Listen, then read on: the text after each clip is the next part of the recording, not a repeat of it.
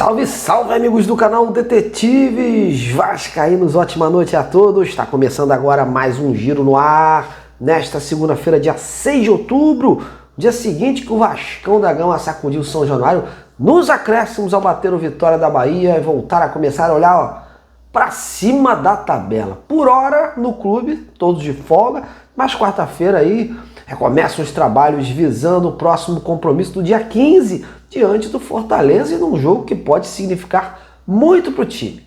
Vamos repercutir aqui então esse novo momento do Vasco e as boas novas com a convocação do lateral direito Paulo Henrique, que no apagar das luzes domingo foi convocado para as 2 amistosas aí que a seleção brasileira vai fazer nessas próximas semanas. Eu vou trazer um convidado especial, o ex-técnico do PH, para falar aí desta convocação e do jogador. Então isso e muito mais você vai conferir agora aqui no canal, mas antes, aquele pedido de sempre, já larga o like, mostre que você gosta do meu trabalho, dê a sua compartilhada nos nossos vídeos em suas redes sociais e, se puder, seja mais um inscrito do canal, caso a sua inscrição ainda não esteja adicionada por aqui. Vem comigo nessa. Então galera, aqueles golzinhos nos acréscimos ontem do Cria GB mudou o cenário em São Januário. Um jogo que o Vasco estava complicando e que tinha tudo para a torcida sair imensamente frustrada de lá. Com isso, o time sendo obrigado a conviver com a volta das cobranças, questionamentos e olhar para baixo da tabela. Só que não! O gol do GB deu um novo alento ao clube nesta temporada, um novo norte. Permitiu que o time aí sonhe com algo mais e olhe para a parte de cima da tabela. Alguns resultados da rodada também ajudaram, né? E com isso hoje o Vasco é o 11º colocado com 33 pontos. Obviamente não é uma posição que pode ser comemorada ou que tem que se orgulhar. Mas se a gente for olhar para trás, quando estávamos ali com o pé dentro do Z4, pode sim ser entendido como uma evolução, uma possibilidade de consolidação no Campeonato Brasileiro. O time voltou a fazer as pazes com as vitórias, inclusive em São Januário, e vitórias essas que num passado recente foram muito importantes para as pretensões da equipe nesse tipo de competição. É só olhar para trás e ver que as vitórias em casa em 2024, por exemplo, não só foram determinantes para a saída do time da parte de baixo da tabela, como para classificar para uma Sul-Americana. E agora a situação é idêntica. Hoje o primeiro time que abre a zona, o próprio Vitória, tem 25. O Vasco tem 33, ou seja, são 8 pontos da parte de baixo. Uma gordura considerável e que vai permitir o Vasco focar num algo mais aí. Alçar um voo mais alto, porque não, né? Hoje o time está muito mais próximo da parte de cima do que da parte de baixo, né? Então esse crescimento só depende do grupo que ganhou confiança para os próximos compromissos.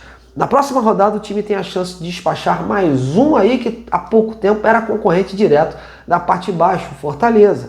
Mas não será um jogo fácil, porque eles jogam em casa e vêm de uma vitória de virada atuando fora contra o Juventude. Então vão querer a todo custo vencer para deixar a zona o mais rápido possível. O time ganhou folga nesses 2 dias e retorna aos treinos na próxima quarta. E nesses treinamentos o técnico Fernando Diniz pode dar um novo rumo ao time, viu? Digo isso porque mesmo nas vitórias, as falhas em algumas situações são identificadas. Verratti, por exemplo, ontem foi sacado do time no intervalo, não vem bem, passa por uma seca de gols, vem sofrendo muitas críticas e após a saída dele do time ontem, o time melhorou bastante com as entradas de jogadores de mais velocidade. O Diniz deixou no ar a possibilidade de dar uma oportunidade do time titular, por exemplo, ao Andrés Gomes, o colombiano. Considera que os próximos treinamentos vão decidir isso, então o colombiano está de olho nessa vaguinha aí. Em relação ao sistema defensivo, o técnico vai se debruçar em cima disso também nesse período, porque ontem foram 3 gols tomados e sendo um deles quando o time estava com uma superioridade numérica em campo, uma situação que não pode ser permitida. Aí está a dificuldade de Diniz em achar um equilíbrio nisso, porque isso vai nortear os objetivos do Vasco daqui para frente. O Diniz ontem foi claro, categórico, ao afirmar que o Vasco daqui para frente, né, o objetivo do Vasco tem que ser o quê? Ficar livre da possibilidade de cair e aos poucos aspirar uma coisa maior. Só que hoje ele vê o time olhando para cima e olhando para baixo e não dá para permitir esse tipo de situação. E que os próximos jogos, sim, vão decidir onde o grupo vai ficar, vai se posicionar na tabela. Qual será a briga definitiva? Mas o técnico está satisfeito, inclusive elogiou muito as condições físicas dos jogadores, já que tempos atrás era uma situação que vinha sendo muito criticada no clube. Uma situação que o Diniz vai ter que repensar nesse período da data FIFA é a questão da lateral direita, que é um dos pontos fortes do time, com o Paulo Henrique em grande fase. Tanto que o jogador foi convocado ontem para a seleção brasileira, e eu vou falar mais sobre isso abaixo com um convidado especial. Então, como o Brasil vai ter 2 jogos desse período, um dia 10 contra a Coreia do Sul em Seul e outro dia 14 de outubro, véspera da partida contra o Fortaleza, contra o Japão, em Tóquio, a presença do PH nesse jogo contra o Fortaleza não vai acontecer. E aí fica essa dor de cabeça para o Fernando Diniz montar a equipe, já que o Pumita Rodrigues, o seu reserva imediato, também foi convocado para a seleção uruguaia nesse período, onde vai disputar 2 jogos. E um deles acontece no dia 13, lá na Malásia. Por motivos de logística de viagem, creio que vai ficar complicado a sua presença. E aí fica a pergunta, quem o Diniz vai colocar no setor? Vai improvisar, como ele gosta, ou colocar aí um jovem que nunca recebeu chance com ele, como o Paulinho, por exemplo? Provavelmente, pelo que a gente conhece do Diniz, ele vai improvisar, amigos, né? E 2 jogadores aparecem aí como possibilidades. O Tietê, volante que já atuou em outras equipes nesse setor, e o próprio Cuesta, o colombiano, que está aí tentando melhorar do seu problema na coxa, que também já conhece essa posição. Até o dia 14, muita água vai rolar debaixo dessa ponte. A gente vai saber pelos treinamentos quais as opções que o Diniz pretende testar neste setor. Bom, já que estamos falando do PH de lateral direita, vamos repercutir a convocação dele para a seleção, meus amigos?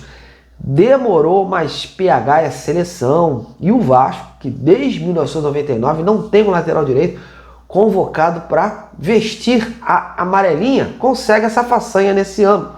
Com o corte do lateral Wesley, o italiano Carlo Ancelotti teve que se render ao jogador do Vasco e o convocou para os 2 amistosos dessas semanas. Ele e o Vitinho do Botafogo vão disputar aí uma vaga nesta posição. E a convocação do PH repercutiu muito no Vasco. Tanto o grupo de jogadores como a diretoria e a comissão técnica eram só alegria, porque reconhecem a evolução e a dedicação do atleta que de forma merecedora conseguiu aí ser notado pela nova comissão técnica brasileira. E para ilustrar essa convocação do PH, eu vou trazer aqui um convidado especial. Eu fui atrás do responsável por profissionalizar o jogador. Aos que não sabem, o Paulo Henrique foi formado no Londrina. Ele chegou ao clube em 2014, aos 17 anos, e atuava ali como volante nas divisões de base. O seu bom desempenho chamou a atenção do então técnico do profissional Cláudio Tencati, que pensou o jogador para o time de cima, mais precisamente 2016. Mesmo com um bom desempenho, acabou emprestado para outros clubes lá do Paraná, e com isso, sua caminhada, né, digamos assim, começou a acontecer até chegar aos dias de hoje no Vasco, onde é vitorioso. Portanto, eu fui conversar com o experiente técnico Cláudio Tencati, que gentilmente me concedeu um depoimento para falar mais sobre aquele momento que ele viveu ali, o potencial do jogador, né, o que ele via no atleta e sua avaliação daqui para frente sobre a convocação do PH para a seleção. Então vamos ouvir o Cláudio Tencati. Marcos, uma das marcas importantes do PH, né, do Paulo Henrique, sempre foi a sua competitividade, né, um jogador extremamente voluntarioso, competitivo, né, potente, muito forte e rápido, né, então um atleta muito potente, né, e disciplinado. Então isso foi uma marca registrada dele desde a época da base, que a gente acompanhava, né, e a gente tinha aquele compromisso na época, né, eu já técnico no profissional, sempre de puxar 5, 6 garotos por temporada, né, para o elenco principal do Londrina, né, e o Paulo em 2016 tivemos esse privilégio de puxá-lo, né, para fazer parte do elenco profissional, para estar ali. Esse processo de transição, então, a gente fazia muito bem com o treinador da base, então a hora subia para treinar, para acompanhar os trabalhos, e depois descia para jogar no sub-20, né, então fazia sempre esse intercâmbio. E o Paulo demonstrou sempre ser jogador, né, extremamente competitivo, potente, como eu disse, né, força e velocidade, foi a marca registrada dele, e a parte disciplinar, né, um atleta extremamente disciplinado, né. É até uma coisa que eu acredito que teve uma evolução assim gigantesca e que foi inclusive passar a jogar de lateral direito até pelas suas características, né? Porque ele já como volante na base e depois do profissional com a gente também, né? Em 2016 ele era um atleta que demonstrava assim, não era um organizador de jogadas, né, mas era um atleta de transição, de muita velocidade, de muita infiltração, de muito arraste, né, de levar a bola, de pisar na área. Então é um atleta que era, igual fala, o box to box, né, que é de grande área, e ele fazia isso com uma qualidade e uma virtude tremenda, além de marcar muito, né, ser muito competitivo, né. Então acredito que são virtudes que acabou levando ele para a lateral direita, e ele se adaptou muito bem, né, e realmente hoje é um dos grandes laterais do futebol brasileiro, e por isso que chegou à seleção brasileira e com muito mérito. E a gente fica feliz, né, por estar vendo toda essa evolução dele, né. A gente lá atrás, né, como a gente sempre citava para ele, Paulo, tem que ser disciplinado, tem que ser dedicado, tem que trabalhar os fundamentos, né, nunca foi um atleta altamente técnico, né, mas era um atleta voluntarioso, um atleta disciplinado, um atleta competitivo, né, e ele tinha isso que era o DNA dele, força, né, e extremamente competitivo. Então acredito que realmente é o que a gente fala, né, tem atletas que vencem pelo seu esforço, pela sua dedicação, pela sua disciplina, e o Paulo demonstra isso para nós, e a gente fica contente, porque ele é um atleta que sempre foi disciplinadíssimo, esforçado, dedicado, e por isso que está onde está hoje, e a gente fica contente por ele. Até desejo todo sucesso para o Paulo, que continue nessa caminhada, né, em crescente, em evolução, né. O ano passado a gente teve o prazer de se encontrar, né, eu como técnico do Criciúma, na Série A do Campeonato Brasileiro, e ele pelo Vasco. Então foi até gratificante, a gente se abraçou e lembramos ali de boas histórias nossas lá atrás, né, e que bom, né, que a gente pode encontrar um atleta que fez toda essa caminhada e conseguiu chegar a um objetivo, né, estar num grande clube de futebol brasileiro, como é o Vasco, e ao mesmo tempo hoje o grande sonho de todos os profissionais, né, chegar à seleção brasileira, e a gente fica contente por ele, né. Então já tive o Wendel, que hoje está no São Paulo também, que começou com a gente no Londrina lá, até da época do Paulo também, o Wendel jogou com o Paulo, né, e ao mesmo tempo agora estão aí, hoje debutando como gigantes do futebol brasileiro, e a gente fica contente. Então torço muito para o Paulo e desejo todo sucesso, vou estar na torcida mesmo para que ele permaneça, né, e continue sendo convocado e vá para a Copa do Mundo. Esse é o nosso desejo por ele. Valeu demais, professor Cláudio. E é isso aí, meus amigos. Aqui é jornalismo raiz, na sua essência, buscando sempre um olhar diferenciado da notícia. E agora eu deixo com vocês. Ficaram surpresos com a convocação do PH? E o Vasco? Será que engrena daqui para frente? Andrés Gomes está merecendo a titularidade? Comente, participe. Amanhã a gente está de novo junto. Um grande abraço e até lá.